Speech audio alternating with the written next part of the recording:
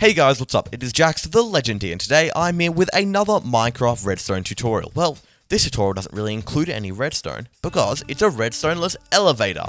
Now behind me you can see we have our two elevator chutes. We have our quick down one, this is optional, and our other one. Now this elevator is multi-floor and it can go as high as you want. It's super easy to build and doesn't use too many materials other than iron. So let's have a look at how and why it works. So if we step inside our elevator right here, you can see we have a minecart, the bottom of a minecart above us. If we right click on this, we will travel into it and we're now on the next floor. We can now get out or continue to the next floor, as you can see, like this. It works because I can reach a reasonably far distance, enough for a 4 high ceiling. So this is a 4 high ceiling. Right here, I can reach all the way up there. Anymore, we have to add in a few connector minecarts, but even then, it's still super zippy. Now to get down, you can either fall down this, hop out, and then fall down this. It's a little bit tricky because there are ladders there. Fall down this like so. However, if you are high up, it can take a little bit of time. Or the other option is install the optional drop chute, which just has a bit of water at the bottom and a doorway out, like this. And you can drop all the way to the bottom, land in water, and then walk out and do it all again. So now you guys have seen this in action, you probably want to know how to build it. Well, let's get onto the material list and then we'll hop into the tutorial. Okay, so the materials you'll need will appear on your screen now. You'll need one minecart per floor, as long as your floors aren't too far apart. But if they are too far apart, you'll need an extra one minecart to connect them. Okay, let's get started with the build. I've built my chute like this. It is too wide and a lot of blocks tall. Make sure your chute is too wide for maximum safety when exiting it. You can have it a bit wider, but too wide and you can make it 1 or even 2 deep. Now I'm going to be placing a floor every 3 blocks. So there's a 3 block gap between the floor and the roof. This gives lots of headspace. As you can see, I can jump and my head doesn't hit the roof. Where if it was 2 blocks, I wouldn't even be able to jump. Now you can make this more, you can make it 4 or 5, but any higher than that, you'll need to add in some minecarts to connect it because you won't be able to reach the next minecart. So let's keep this going, 1, 2, 3. And then we're going to add in, say, a 4 high ceiling, 1, 2, 3, 4. Let's add in a 5 high one, 1, 2, 3, 4, 5. And then we're going to go 1, 2, 3 again. Just like this. Now, let's head down to the bottom, and on the right side of each of these floors, come one diagonally down and place an extra block. Like this. Now, in line with that block on every layer, grab out a ladder and place one, like this. Yep, ladder there, and place it there, yep. One there, and one there. Now come onto this block here, grab out a rail. This is going to be temporary, you can do this one at a time. Place a rail and make it face towards the ladder like this.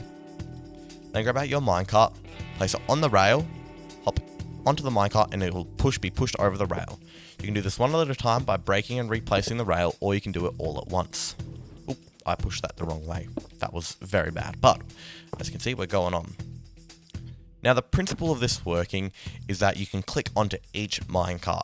So again, if it is out of reach, you will have to add in a few minecarts in between, but it's super simple and doesn't add too much extra effort. You just add in another ladder and then push another minecart onto it.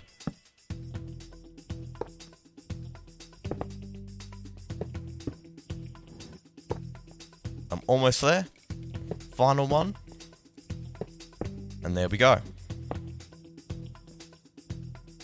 Now if we come down to the bottom, we can click on the minecart and go all the way up to the top, by just constantly clicking. Then you can see we can exit safely by hopping onto this block and then walking up. Now if we are on this minecart and there is a slab there, it will still work and you will not die, so don't worry about that. With the block as well, you'll be teleported instantly onto the door, the wall side. I added this extra block here because I think it looks nice when it's all in the shaft, but if you want, you can have it 1 wide. It's just that you'll get teleported straight to here, which gives you no room to have, say, an elevator door, which is what I'm going to be doing next. So if you want, you can have this one lower or have a slab there, or even add a block. I'm going to be adding an extra block here. Let's go down and do this on all levels. Done that on every level. Then next to it, I'm going to add a pressure plate of some sort, let's use a stone pressure plate. I'm going to place it on each one of them here.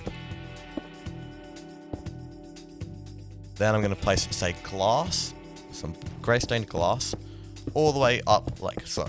This is going to be sort of like a see-through elevator. You can see the person going up. Then here, I'm going to be placing an iron door facing inwards. Now you do not have to do this. This is purely for stylistic purposes, but I really like the iron doors because it makes it look like a real elevator.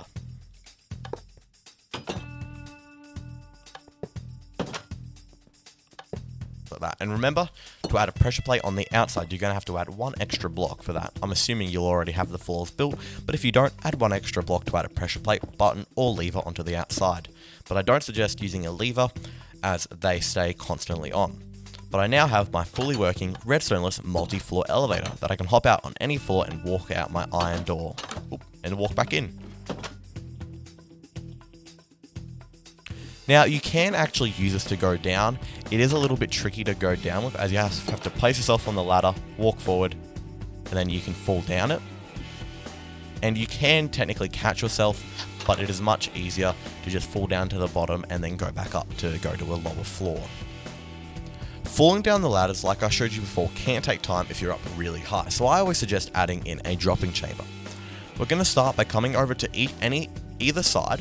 I'm going to go the opposite side of the door and build out a similar shaped sort of shaft, but this one's only going to have a one block gap in between.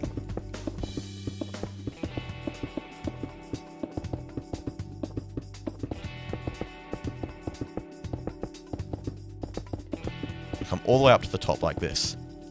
Then at the bottom of this, we're going to be placing one block of water, like so. You could place it at this height here if you add in some sort of slab or even a fence gate like this. That could work even better because then the person doesn't even have to jump out. That is optional though. Then for the rest of it, you can build up with glass, which is what I'm going to be using, but make sure to leave a 2-block gap at the bottom to allow the person to walk out.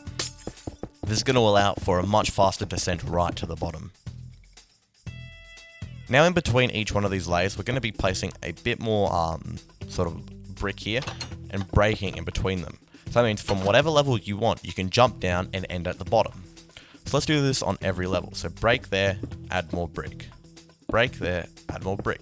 Now I am in creative doing this, however if you are in survival you can use some scaffolding. Just place some scaffolding in the water down the bottom and then do this all the way up to the top. As well as that, I'm going to add in a bit of a roof. Now on each layer you want to add in some sort of light source, whether that be a torch in this open space here, or a sea lantern on the back, / glowstone. Because I'm using more of a brick pattern, I'm going to be adding a torch as I think it fits in with the style. Missing a block there. No, I'm not. It's like that on every layer. Like this. And at the bottom, of course, you don't need it because you're already at the bottom. Of course, you can make any sort of stylistic changes to this as you please, like adding in the rest of the brick here so it's not just sticking out. I'm probably going to do that. And ideally, this would be in some sort of wall as well, but it is looking pretty good. Now, if you are wondering how you could possibly label or name these floors, you can always do it with a sign, but I think there's a better way. It's much funner and more creative. So you can rename items and then put them into item frames. So say I've got a library, I might grab a bookshelf or a book and quill. Grab out an anvil, and then, or an enchanting room, and you could type enchanting room. Then once you've done that, you can grab out your item frame, or if you're on my patron server, an invisible item frame, make sure to check out my patron. Go up to your enchanting level, and either right here in front of the door, or above you, place that item frame, and you can see I can clearly read that it's the enchanting room before traveling to the next floors, so I don't get confused when traveling up this at super fast sonic speeds. So now you guys know how to build a Minecraft elevator that can really go as high as you want, with no limitations, no redstone, and it is super simple to build. Now remember, all the things like the iron doors and even the water are optional. I definitely prefer having the water as almost a necessary thing, but everything else like the iron and the glass, and even the pressure plates are optional. So you don't really need that many resources to build this. But if you are lacking a bit of iron, make sure to go check out my iron farm. But that's going to be the end of this video, guys. I really hope you guys enjoyed. Please leave a like, comment, and remember to subscribe for more tutorials and soon to be some more Minecraft shorts. And I'll see you guys later. And remember, stay carbonated.